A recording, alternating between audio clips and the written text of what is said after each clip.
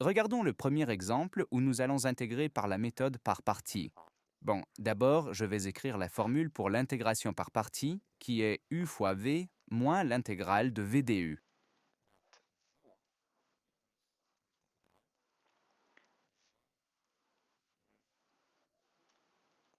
Tout d'abord, nous devons déterminer quelle sera notre fonction u et quelle sera notre fonction v. Dans ce cas, je vais définir la fonction u comme x, c'est-à-dire que x est maintenant u.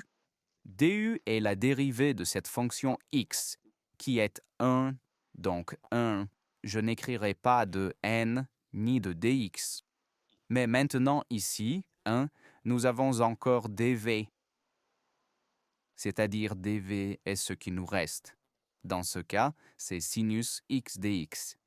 Alors, qu'est-ce que v?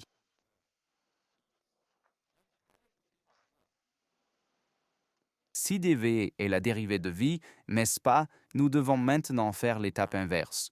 C'est-à-dire, si nous avons dérivé une fonction et obtenu sinus x, alors la fonction initiale était moins cosinus x. Vous devez le savoir ou vous pouvez le consulter dans les tables d'intégrale. Et maintenant, nous devons écrire notre exemple selon cette formule. Faisons-le. Alors, tout d'abord, qu'est-ce que u chez nous?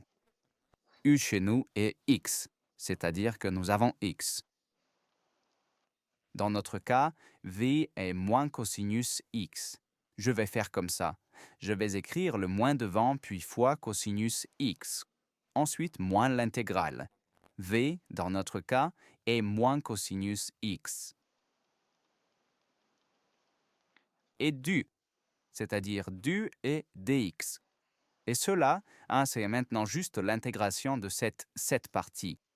Ici, par exemple, s'il fallait calculer quelque chose, on le calcule. Mais dans notre cas, il reste juste a moins x fois cosinus x.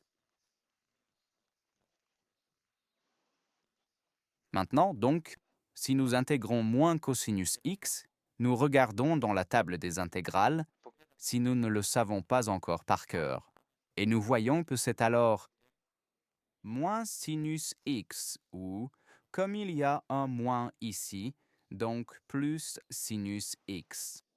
Et bien sûr ici aussi, comme il s'agit d'intégration, nous ne devons pas oublier notre constante.